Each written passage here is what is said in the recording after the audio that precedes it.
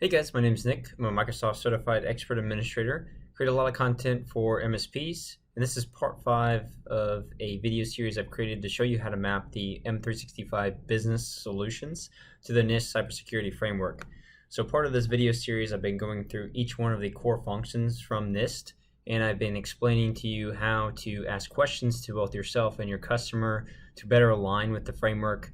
I've showed you how each category in the framework matches the M365 solution in the business offering, and I'm showing you some action items you should be taking from an internal standpoint or from a policy and procedure standpoint with Microsoft to better help you align again with this framework. So with the recover section here, this is a description straight from NIST, and we're saying develop and implement appropriate activities to maintain plans for resilience and to restore any capabilities or services that were impaired due to a cybersecurity incident. So this one's going to be a little bit more brief today. Microsoft doesn't really like to address this particular core function just because their recoverabilities as far as the SaaS backup in the Office offering there is not really something that exists. Usually people are going to third-party providers for it. These are the 3 major categories though that are part of this core framework, and I just wanted to show them to you here, and we'll collectively look at it as a whole. So recovery planning, recovery processes and procedures are executed and maintained to ensure restoration of systems or assets affected by cybersecurity incidents.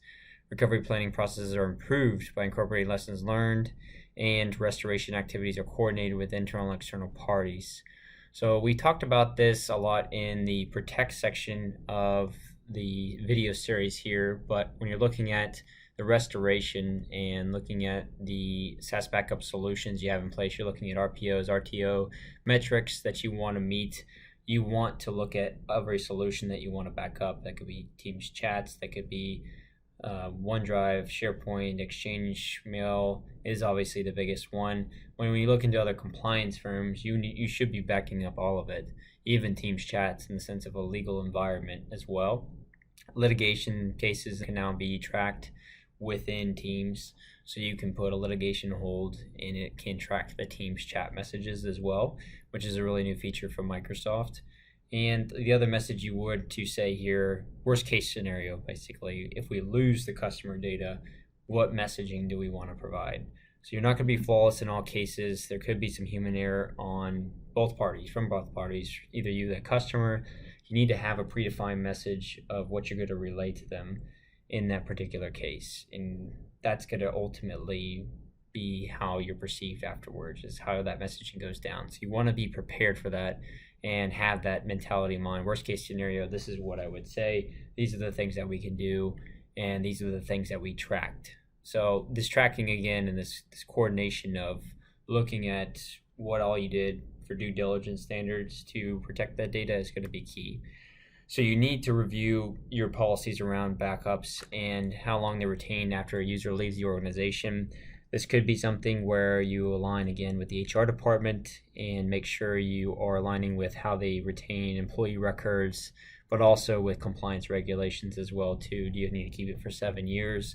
Should it just be purged after 2 years? I mentioned in one video you can be in more litigation troubles if you actually keep that data for longer because you didn't necessarily need it, and it could be data that hurts you in that litigation case. So definitely defining those processes and communicating that with the customer is going to be best. So again, this is something where the recover process really doesn't relate to any Microsoft solution directly in the business offering. It's more processes and procedures and using a third-party tool. So that's all I wanted to cover with that particular function in general with NIST. But now that we've covered all 5 of these, I kind of wanted to do a little bit of a recap and say what's next. What should you be doing after watching all of these videos? What action should you be taking beyond the actionable items that I gave you there? It seemed like a lot, and it was a lot due to the core functions, but this is something that you definitely want to phase roll out to your customer. So again, I mentioned in the beginning, I do want you to review this and assess the solution from a compliance standpoint. When you're thinking of that upsell opportunity from Office 365 Business Premium, which is a $12.50 offering, to a $20 offering with Microsoft 365 Business, there's a ton of value in the SKU, and you don't have to spit that all out to the customer. The best way to sell the solution is to map it towards the customer's needs and look where they're exposed. Some of those questions I asked originally was around, do they know if an employee leaves that they have corporate data on their device? Do they know that they're saving it to unmanaged locations from the standpoint of data loss prevention? They're saving it to personal Google Drive. There's no formal process when an employee leaves to make sure that their data is gone off their device, their access is removed from corporate applications. So a lot of people have to comply with these things, and you want to make sure they understand you're not just coming at them from a technical standpoint and trying to sell them this technical solution. You are trying to keep their house in order. You're trying to make sure that they stay compliant, even if it's not a compliant regulatory firm that you're dealing with and they have to follow under HIPAA. If it's just a regular small business, they still don't want to have that data loss. There's intellectual property, there's security concerns, they could get breached, they could get malware infected, they could have ransomware. It's evident all around us that these things are happening. So you want to start that conversation with the questions that make them realize they're falling out of compliance. They need to be able to work from anywhere at any time on any device, but they also need to be compliant. Second thing, if you think about painting with a broad brush in this solution, implementing into mobile application management, the MAM capabilities and conditional access is really going to get the best bang for your buck as far as implementing the feature set. You can roll all these things out, but if you think about what's going to cover the most from a data loss perspective and also give them the granular controls to grant or block access based off of certain conditions being met, like them being off your network or accessing a critical app or requiring additional security like MFA, conditional access policies are where you're going to want to start. So gather the list of applications that are in the company and then go through each one of them, assign them that risk score, and create conditional access policies based off that. That's going to get you the most protection immediately without having to do much work on the technical side of things. Let's review the other piece of my objectives that I mentioned in video 1 was to review your cybersecurity policies. So I give some recommendations here. You may already have standard operating procedures in place. You may already have vulnerability assessments, risk categories, cybersecurity policies. I think it's still important to review it on a periodic basis though, especially with the changed landscape, to view it as a fundamental solution that doesn't need to be changed, or if there's things that you need to add to that to define better processes, create more efficiencies. Maybe your business has grown immensely since you created those, and not all of the policies you put in place make sense. So you want to create things that scale, but you also want to build them into an efficient manner from the sense of you being a larger corporation. So I think it's always good to periodically review those as well. And then with this solution as a whole, with M365 Business, you want to do a phased rollout of the solutions. So in no sense would you want to turn everything on all at once. You want adoption and compliance from the end users, and you're definitely not going to get that if you turn on a bunch of policies where they all of a sudden are getting blocked from accessing certain resources and they don't know why. So the best thing to do is this phased rollout approach. And I recommend this 9-step solution as far as a phased rollout that you use with all of your customers. And this is spanning across Microsoft, but any solution that you implement to them as well too. So when you're thinking about it, evaluate the solution. Let's take Intune, for instance. Evaluate it and compare it to the business practices at the company. So some of those questions I ask you about, what devices do you want to manage? What kinds of policies do you want to set up? What makes that device healthy in their particular environment? You'll have some baselines, but you also need to understand where they're accessing corporate data. Is it on every device?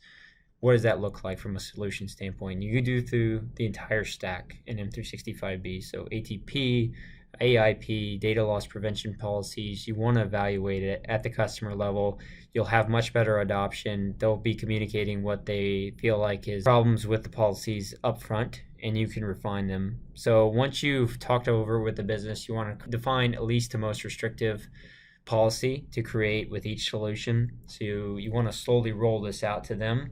You're not going to do something that it directly blocks their access immediately. You're going to get a lot of pushback about that. So you want to define at least the most restrictive. You want to define the scopes of users, groups, devices, and applications that the policies will apply to. This might not be everybody. In some cases it may be, but you might want to do this to the departments. roll out the policy to pilot user champions of the organization, some people who are going to give you some honest feedback without being rude about it in a certain sense, and also giving you a time frame where you're collecting a lot of the information you'll need for end user documentation, or something that you want to maybe refine the policy because you didn't realize they were accessing all this data in another location and you're blocking them from doing so. So definitely do pilot users, pilot groups, gather your feedback, and adjust the policies accordingly. So if there's some things that you need to change, be upfront about it and communicate that. And then once you have all this together, you want to create a communication plan on broad deployment and clearly define those expectations with them. I like to give 3 email notifications, so usually 7 days before, 3 days before, and 1 day before it's going to go out. And you can define this, and you may already have defined this with your customer previously, but I think that's a good way so that they have 3 different touch points of where they're seeing this message and they know it's coming. And that clearly gets them ready to understand when they do see this, oh, this is what that email was talking about. They may be ignoring your emails, but at least they can go back and look at it. Perform broad deployment release and gather feedback. So I would spend maybe a week after you roll this out just to gather what they're saying about it, and making sure they're staying compliant and there's not a whole lot of chaos going on because of what you implemented. Then you can refine the policies and refine documentation for the company. The great part about all this is it's a lot of steps and it can seem a little bit overwhelming, but I feel like you're going to get a consistent documentation across all of your customers. You're going to understand what policies you can implement in the sense of disruption, in the sense of adoption, and really have that documentation where it's at a standpoint where you're saying, okay, I can white label this and I can give it to every one of my customers and I don't have to keep creating this, right? So it's a one-time shot as far as doing all that work, and then it's a repeatable process every time you go into the customer. But then step 9 here, you're moving on to the next solution. So we've defined all this, we've rolled it all out, and you move on. So this is where you build your project management pipeline at your MSP. You understand where your maximum throughput is as far as all the projects you have going on at one time and the different phases of the solutions that you're rolling out. That's everything I have for you guys around this video series. I hope you enjoyed it. I hope I gave you some targeted content to take some action items on and go back to your business and refine some of your policies or implement some of these solutions. At least have some more confidence around selling the M365 solution as a compliance offering. I have gained most of my knowledge from interacting with fellow MSPs.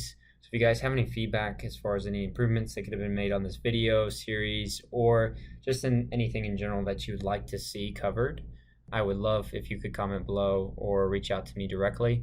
That would be awesome, and we could collaborate together on some additional content that you feel like would be very relevant in the industry today. Like or subscribe if you want additional content around the Microsoft Suite and looking at the M365 business solution. Thanks, guys. Have a good one.